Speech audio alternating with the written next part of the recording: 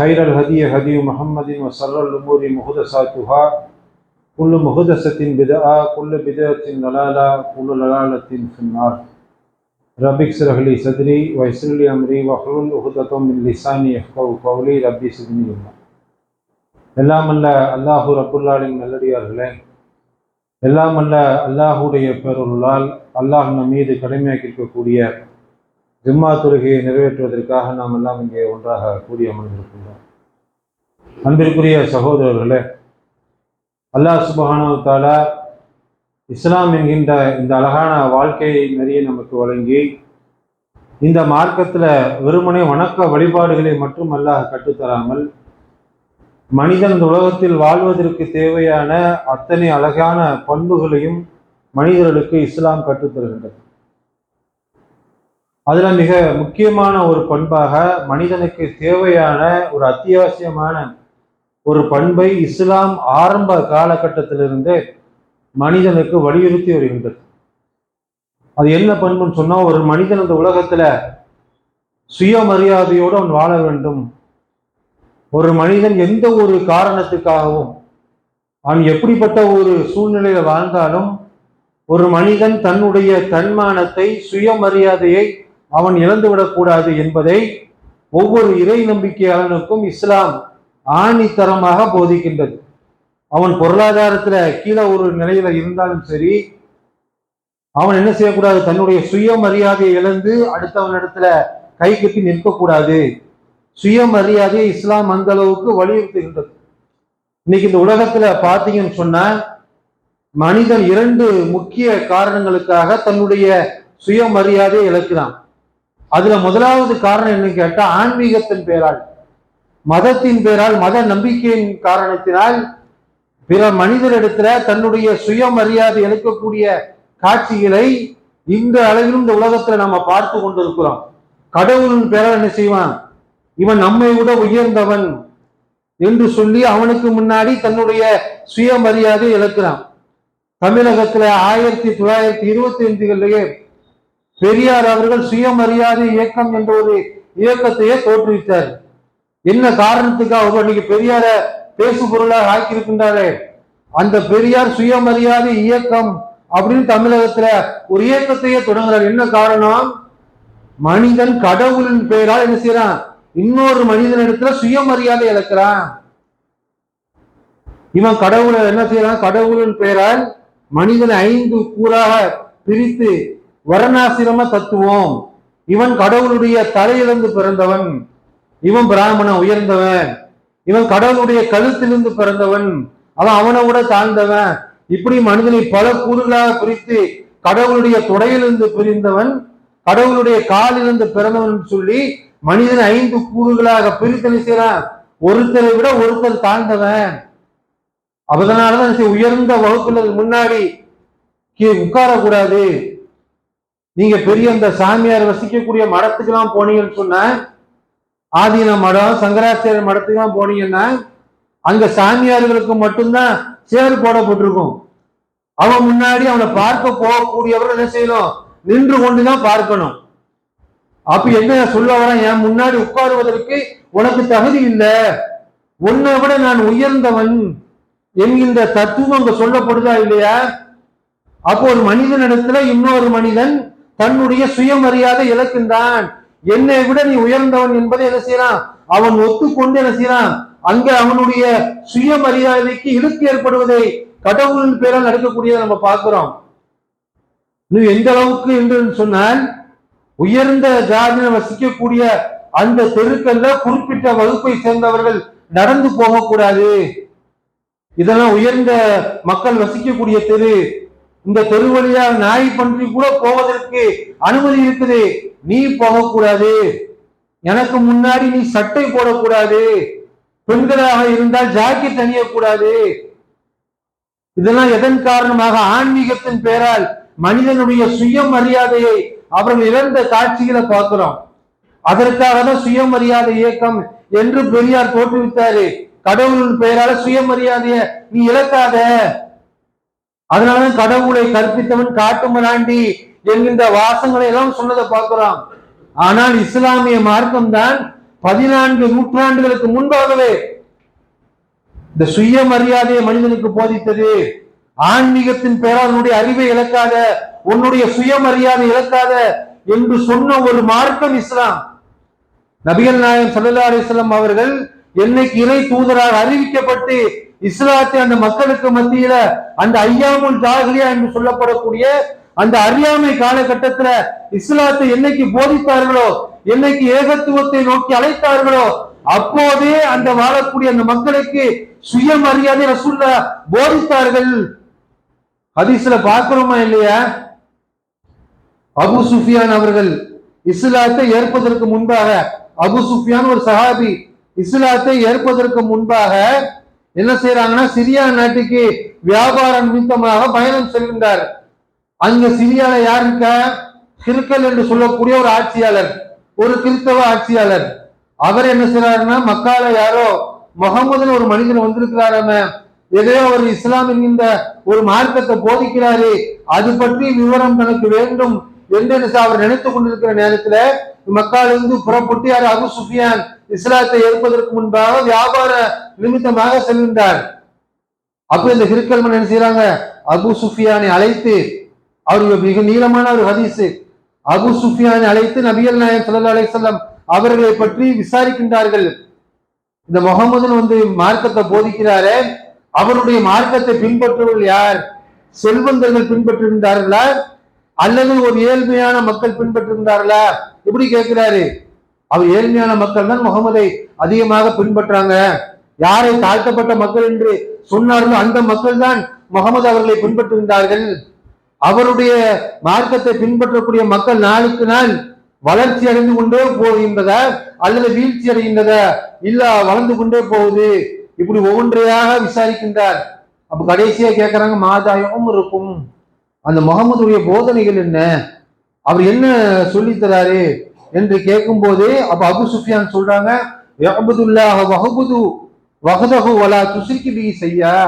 இறைவன் ஒரே ஒருவன் தான், அவனை மட்டும்தான் வணங்க வேண்டும், அவனுக்கு இணை கற்பிக்க கூடாது என்பதை என்ன செய்யறாரு, முகமது போதிக்கின்றார். வேற என்னெல்லாம் சொல்றாங்க, உங்கள் மூதாதையர் கற்றுத்தந்த அந்த மூட பழக்க வழக்கங்களை பின்பற்றக்கூடாது, ஜகாத்து கொடுக்கணும், தொழுகையை நிறைவேற்ற வேண்டும் என்றெல்லாம் சொல்லிவிட்டு அந்த வரிசையில சொல்றாங்க, ஒவ்வொரு மனிதனும் தங்களுடைய சுயமரியாதையை பேணி நடக்க வேண்டும் என்று எங்களுக்கு முகமது கற்றுத் தருகின்றார் என்று செய்றாங்க. அபு சுஃபியான் அவர்கள் அந்த ஹிர்கல் மன்னன்ட்ட சொல்றாரு. எப்போ? இஸ்லாத்துடைய ஆரம்ப காலகட்டம், நபிகள் நாயகம் ஸல்லல்லாஹு அலைஹி வஸல்லம் அவர்கள் ஓரிரை கொள்கை பிரச்சாரத்தை ஆரம்பித்த அந்த காலகட்டத்திலேயே சுயமரியாதை அந்த மக்கள் கற்றுத் தருகின்றார்கள். கடவுளின் பெயரால் அடிமைப்பட்டு கிடக்காத, மனிதனுக்கு மனிதன் சமம்தான் என்பதை இஸ்லாம் 14 நூற்றாண்டுகளுக்கு முன்பே போதித்ததை நாம வரலாறுகளை பார்ப்போம். இன்னைக்குதான் இவங்க சுயமரியாதை இயக்கம் சுயமரியாதை பேசுறாங்க. நபி ஸல்லல்லாஹு அலைஹி வஸல்லம் அவர்கள் 14 நூற்றாண்டுகளுக்கு முன்பாகவே மனிதனுக்கு அழகான சுயமரியாதையை கற்றுக் கொடுத்தார்கள். எந்த அளவுக்கு சொன்ன நபி தோழர்கள் சொல்றாங்க, நபிகள் நாயகம் ஸல்லல்லாஹு அலைஹி வஸல்லம் அவர்களை பற்றி சொல்றாங்க, மா கான சஹுசுனா ஹப்ப இலைஹிம் மின் ரசூலுல்லாஹி ஸல்லல்லாஹு அலைஹி வஸல்லம், இந்த உலகத்துல எங்களுக்கு நபிகள் நாயகம் ஸல்லல்லாஹு அலைஹி வஸல்லம் அவர்களை போன்று ஒரு பிரியமான மனிதர் யாருமே கிடையாது. நாங்கள் உலகத்துல மிக அதிகமாக நாங்கள் நேசிக்கக்கூடிய ஒரு மனிதர் நபிகள் நாயகம் ஸல்லல்லாஹு அலைஹி வஸல்லம் அவர்கள் தான். அவர்கள் சபைக்கு வந்தார்கள் என்று சொன்னால் நாங்கள் யாரும் எழுந்து நிற்க மாட்டோம். ஏனென்று சொன்னால் நாங்கள் எழுந்து நிற்பதை நபிகள் நாயகம் ஸல்லல்லாஹு அலைஹி வஸல்லம் அவர்கள் அறவே விரும்ப மாட்டார்கள், அவர்கள் வெறுப்பார்கள். என்னன்னு சொல்றாங்க, நபி தோழர்கள் சொல்லி காட்டுகின்றார்கள். நபி ஸல்லல்லாஹு அலைஹி வஸல்லம் எப்படிப்பட்ட ஒரு தலைவர், அல்லாஹ்வுடைய தூதராக இருந்தாங்க, அவங்க எப்படி சஹாபாக்களை பயிற்றுவித்தான்னு சொன்னால், நான் வரும்போது எனக்காக யாரும் எழுந்து நின்று மரியாதை செய்யக்கூடாது என்று செய்றாங்க. அல்லாஹ்வுடைய தூதர் ஸல்லல்லாஹு அலைஹி வஸல்லம் அவர்கள் போதிப்பதை பார்க்கிறோம். இன்னைக்கு அப்படிப்பட்ட சுயமரியாதை இந்த உலகத்துல கிடைக்குதா? இன்னைக்கு நாமளே பார்க்கிறோம். ஒரு பள்ளிக்கூடத்துல போனீங்கன்னு சொன்ன ஒரு ஆசிரியர் வரும்போது மாணவர்கள்லாம் எழுந்து நிற்க வேண்டியிருக்கு. ஒரு மருத்துவமனைக்கு போனேன்னு சொன்ன அந்த மருத்துவமனை டாக்டர் வந்த நோயாளிகளை எழுந்து நின்று மரியாதை செய்யக்கூடிய காட்சிகளை பார்க்கிறோம். எதற்காக அந்த மரியாதை? எதற்காக எழுந்து நிற்கணும்? நீங்க அவர் வரும்போது நீங்க எழுந்து நிற்கிறீங்க, நீங்க வரும்போது அவர் எழுந்து நிற்பாரா? எழுந்து நிற்க மாட்டார். அப்ப என்ன சார், உங்களை விட நான் உயர்ந்தவன் என்கின்ற அந்த ஒரு சுயமரியாதை இழக்கக்கூடிய அந்த விஷயத்தை சொல்றாங்களா இல்லையா? ஆனால் நபிகள் நாயகம் ஸல்லல்லாஹு அலைஹி வஸல்லம் அவர்கள் தடை செய்தார்கள். நான் வரும்போது எனக்காக யாரும் எழுந்து நிற்கக்கூடாது என்று அல்லாஹ்வுடைய தூதர் எழுந்து நிற்பதை தடை செய்த ஒரு தலைவர் இருப்பார் என்று சொன்னால் நபிகள் நாயகம் ஸல்லல்லாஹு அலைஹி வஸல்லம் அப்படிப்பட்ட ஒரு சுயமரியாதையை மனிதனுக்கு போதித்தார்கள். மற்றொரு சந்தர்ப்பத்தில் பார்க்கிறோம், கைஸ் பின் சஅத் ரலியல்லாஹு அன்ஹு அவங்க என்ன செய்யறாங்க, ஒரு ஹேரா என்று சொல்லக்கூடிய ஒரு பகுதிக்கு போறாங்க. அந்த பகுதியில வாழக்கூடிய மக்கள் என்ன செய்யறாங்கன்னு சொன்னா, அந்த பகுதியை ஆளக்கூடிய ஆட்சியாளருக்கு சஜதா செய்யறாங்க. அவருடைய கால்களில் விழுந்து வணங்குகின்றார்கள். உன்னையில என்ன செய்யறாரு, கைஸ் பின் சஅத் அவர்கள் பார்த்து விட்டு, என்னடா இந்த நாட்டு மக்கள் எல்லாம் இவர் ஆட்சியாளருக்கு தலை புரிகிறாங்களே, நாம் தலை வணங்குவதற்கு காலில் விழுந்து ஆசி வாங்குவதற்கு தகுதியான ஒரு மனிதன் என்று சொன்னால் நபிகள் நாயகம் ஸல்லல்லாஹு அலைஹி வஸல்லம் அவர்கள் தான். அவர்களுக்கு போய் நம்ம தலை வணங்கணும்னு சொல்லிட்டு அவராவே மனசுல நினைச்சிட்டு நபிகள் நாயகம் ஸல்லல்லாஹு அலைஹி வஸல்லம் அவர்கள்ட்ட வராங்க. அல்லாஹ்வுடைய தூதரே, இந்த மாதிரி ஹேரா ஒரு பகுதிக்கு போன அந்த பகுதியில் இருக்கக்கூடிய மக்கள் எல்லாம் அந்த தலைவருக்கு சிரமப்படுகின்றார்கள். அல்லாஹ்வுடைய தூதரே, நான் காலில் விழுந்து வணங்குவதற்கு 1000 மடங்கு தகுதியானவர்கள் நீங்கள் தான். உங்கள் காலில் விழ வேண்டும் என்று நபிகள் நாயகம் ஸல்லல்லாஹு அலைஹி வஸல்லம் அவர்கள்ட்ட அனுமதி கேட்கும் போது அல்லாஹ்வுடைய தூதர் அனுமதி கொடுத்தாங்களா? நபிகள் நாயகம் ஸல்லல்லாஹு அலைஹி வஸல்லம் அவர்கள் கேட்கிறாங்க, நாளைக்கு நான் மரணித்த பின்பு என்னுடைய கபரை கடந்து செல்லும் போதும் எனக்காக நீ சிறப்பு பணிவாயா? இல்ல, அல்லாஹ்வுடைய தூதர் பணிய மாட்டேன். அப்ப இப்ப மட்டும் எதுக்குப்பா என்கிட்ட காலில் விழுன்னு கேட்கிற? நான் உயிரோடு இருக்கும்போதே காலில் விழுந்தா நான் மரணித்ததுக்கு பிறகு என்ன நீங்க கடவுளா ஆக்கிடுவீங்களே? அதே ரசூலுல்லாஹ் அந்த இடத்துல தடை செய்றாங்க. அப்ப அதை சொல்லி விட்டுதான் நபிகள் நாயகம் ஸல்லல்லாஹு அலைஹி வஸல்லம் அவர்கள் சொல்றாங்க, இந்த உலகத்துல ஒரு மனிதன் இன்னொரு மனிதனுக்கு காலில் விழக்கூடாது. அப்படி விழுவதாக இருந்தால் ஒரு பெண்ணை தன்னுடைய கணவனுக்கு தலை வணங்குமாறு நான் சொல்லி இருப்பேன். அதையே நான் தடுத்து வச்சிருக்கேனப்பா. எப்படி என்னுடைய காலில் விழுவதற்கு நீ அனுமதி கேட்பாய் என்று அந்த நபி தோழருக்கு நபிகள் நாயகம் ஸல்லல்லாஹு அலைஹி வஸல்லம் அவர்கள் அழகான சுயமரியாதையை போதித்த இந்த காட்சிகளை பார்க்கிறோம். அப்ப இன்னைக்கு வாழக்கூடிய காலகட்டத்தில் பாத்தீங்கன்னு சொன்னா ஆன்மீகத்தின் பேரா என்ன செய்யறான், சுயமரியாதை இழக்கிறான். மதம் குருமாறு என்று சொன்னா அவன் முன்னாடி உட்காரக்கூடாது சொல்றாங்களா இல்லையா? இன்னைக்கு பல ஆலிம்கள் கூட, இஸ்லாத்துல கூட மார்க்கத்தை அறிந்த ஆலிம்கள் கூட மதரசாக்கால தான் வரும்போது மாணவர்கள் எழுந்து நிற்க வேண்டும் என்று எதிர்பார்க்கின்றார்கள். இத நபிகள் நாயகம் ஸல்லல்லாஹு அலைஹி வஸல்லம் அவர்கள் இப்படி ஒரு மனுஷன் தான் வரும்போது பிறர் எழுந்து நிற்க வேண்டும் என்று நினைத்தால் அதற்கு நபிகள் நாயகம் ஸல்லல்லாஹு அலைஹி வஸல்லம் அவர்கள் மிக கடுமையான ஒரு எச்சரிக்கை செய்கின்றார்கள். இன்னைக்கு நம்ம ஒரு கடை வைத்து நடத்தக்கூடிய ஒரு பெரிய ஒரு தொழிலதிபராக அந்த கடைக்கு ஓனராக இருப்பாரு. அவர் கடைக்கு வந்தான்னு சொன்னா வேலை பார்க்கணும், எஞ்சி நிக்கணும். அப்படி எஞ்சி நிக்கணும்னு திட்டுவார், உனக்கு என்ன அவ்வளவு திமிரா, நான் வரும்போது எஞ்சி நிக்க மாட்டியோ என்று ஒரு அகம்பாவத்திலே கேட்கக்கூடிய மனிதர்கள் இன்னைக்கு இருக்காங்களா இல்லையா? நபிகள் நாயகம் ஸல்லல்லாஹு அலைஹி வஸல்லம் இத்தகைய மனிதர்களை மிக கடுமையான எச்சரிக்கை செய்ய, அடுத்தவர்களுடைய சுயமரியாதையோடு விளையாடக்கூடியவர்களை நபி ஸல்லல்லாஹு அலைஹி வஸல்லம் எந்த அளவுக்கு எச்சரிக்கை செய்யறாங்கன்னு சொன்னா, முஆவியா ரலியல்லாஹு அன்ஹு அவர்களுடைய ஆட்சி காலகட்டத்துல முஆவியா ஆட்சியாளராக இருக்கிறாரு. அவர் ஆட்சியாளராக இருக்கும்போது அவர் தன்னுடைய அரண்மனையை விட்டு வெளியே வரும்போது அப்துல்லா பின் சுபைர் என்று சொல்லக்கூடிய நபி தோழரும் இப்னு சஃப்வான் என்று சொல்லக்கூடிய நபி தோழர் என்ன செய்யறாங்க, அவருக்காண்டி எழுந்து நிற்கின்றார்கள். யாரு? இந்த நாட்டை ஆட்சி செய்யக்கூடிய ஆட்சியாளராச்ச, இவருக்கு மரியாதை கொடுக்கும் என்று சொல்லி அவர் வரும்போது என்ன செய்யறாங்க, 2 நபி தோழரும் எழுந்து நிற்கின்றார்கள். அதை பார்த்துட்டு முஆவியா சொல்றாங்க, உட்காருங்க, முதல் கட்டளை உட்காருங்க 2 பேரும் சொல்லிவிட்டு நபிகள் நாயகம் ஸல்லல்லாஹு அலைஹி வஸல்லம் அவர்கள் சொன்னார்கள், யார் தான் வரும்போது தமக்காக பிறர் எழுந்து நிற்க வேண்டும் என்று ஆசைப்பட்டார்களோ அவர்கள் தங்களுடைய இருப்பிடத்தை நரகத்துல பதிவு செய்து கொள்ளட்டும். அடே, உனக்கு அவ்வளவு அகம்பாவமா? நான் வரும்போது நமக்காக ஒரு எழுந்து நின்று மரியாதை செய்ய வேண்டும் என்று ஒருத்தர் ஆசைப்பட்டா அவன் மிகப்பெரிய செல்வந்தனாக காசு பணம் படைத்தவனாக இருந்தாலும் சரி, மிகப்பெரிய ஒரு கல்வியாளனாக இருந்தாலும் சரி, மிகப்பெரிய ஒரு ஆட்சியாளராக இருந்தாலும் சரி, நான் வரும்போது என் முன்னாடி யாரும் உட்காரக்கூடாது, எனக்காண்டி எழுதி நிற்பா என்று ஆசைப்பட்டான் என்று சொன்னால், அவன் தன்னுடைய இருப்பிடத்தை நரகத்துல ரிசர்வ் செய்யட்டும். எப்படி ட்ரெயினுக்கு முன்பதிவு செய்யறோமோ அதே மாதிரி நரகத்திற்கு அவன் முன்பதிவு செய்து கொள்ளட்டும் என்று நபிகள் நாயகம் ஸல்லல்லாஹு அலைஹி வஸல்லம் அவர்கள் 14 நூற்றாண்டுகளுக்கு முன்பாகவே மனிதனுக்கு அற்புதமான ஒரு சுயமரியாதையை, ஒரு தன்மானத்தை போதித்த மார்க்கம் இஸ்லாம். அந்த அளவுக்கு நபி ஸல்லல்லாஹு அலைஹி வஸல்லம் அவர்கள் மார்க்கத்தோடு ஏகத்துவத்தோடு சேர்ந்து சுயமரியாதையை கற்றுக் கொடுத்தார்கள்.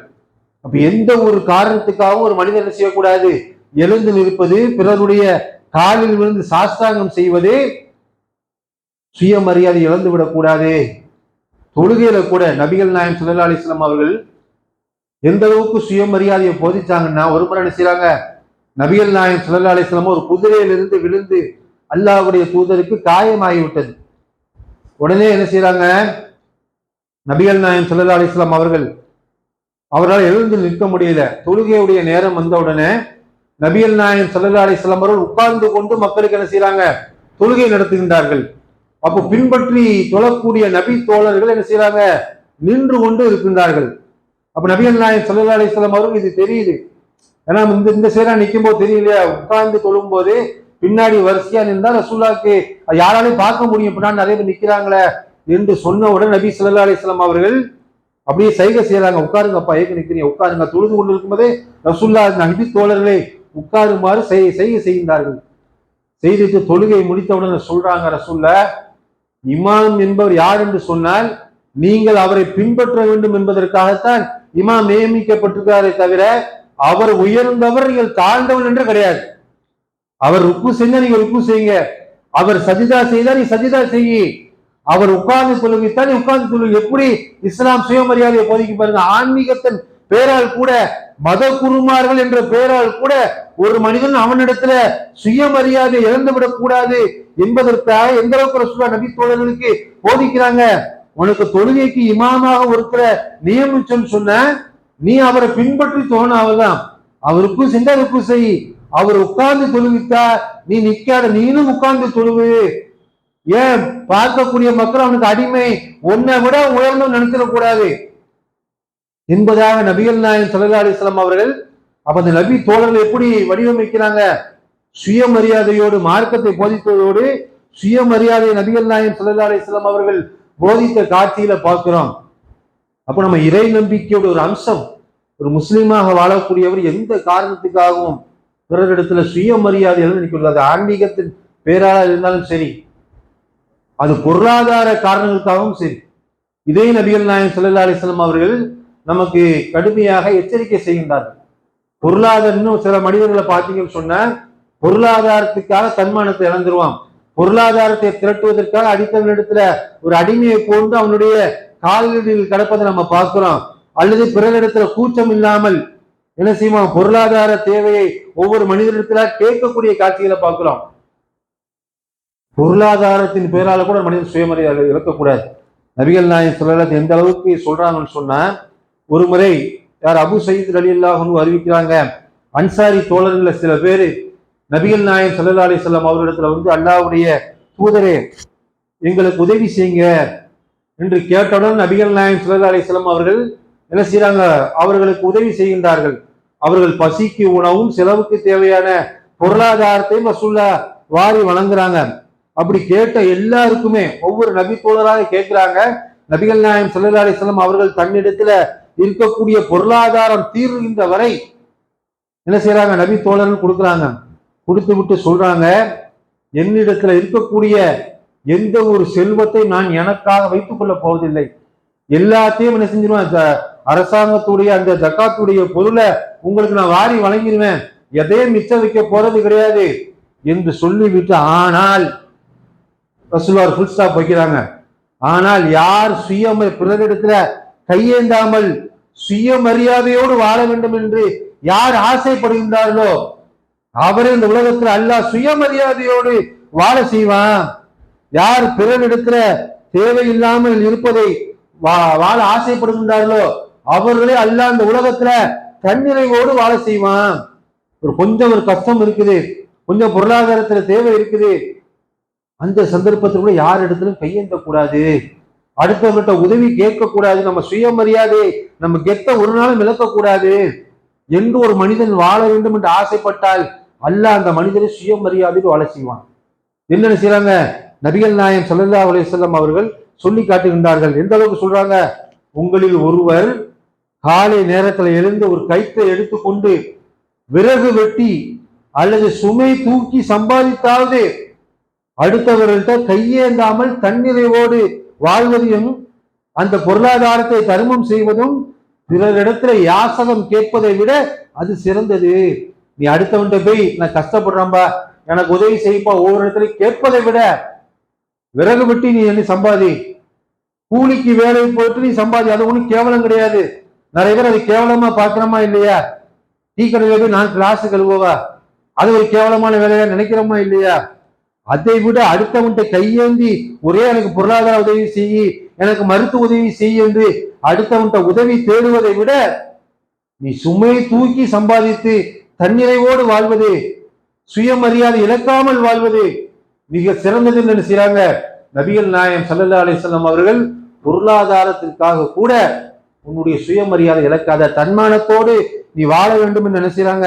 நபிகள் நாயகம் ஸல்லல்லாஹு அலைஹி வஸல்லம் அவர்கள் சொல்றாங்க, யார் தம் தேவைக்கு அதிகமாக மக்கள்கிட்ட யாசிக்கிறாங்களோ, ஒரே எனக்கு பொருளாதார உதவி செய்ய ஆதிபி மற்றவர்கள் கேட்கிறாங்களோ, மறுமை நாள் அவன் முகத்தில் சதை இல்லாமல் வருவான் என்று செய்றாங்க. தேவையில்லாமல் யாசகம் கேட்கக்கூடிய மனிதரை குறித்து நபிகள் நாயகம் ஸல்லல்லாஹு அலைஹி வஸல்லம் அவர்கள் எச்சரிக்கை செய்கின்றார்கள். ஆக நாம ஒரு தன்மானத்தோடு இந்த உலகத்துல வாழணும்.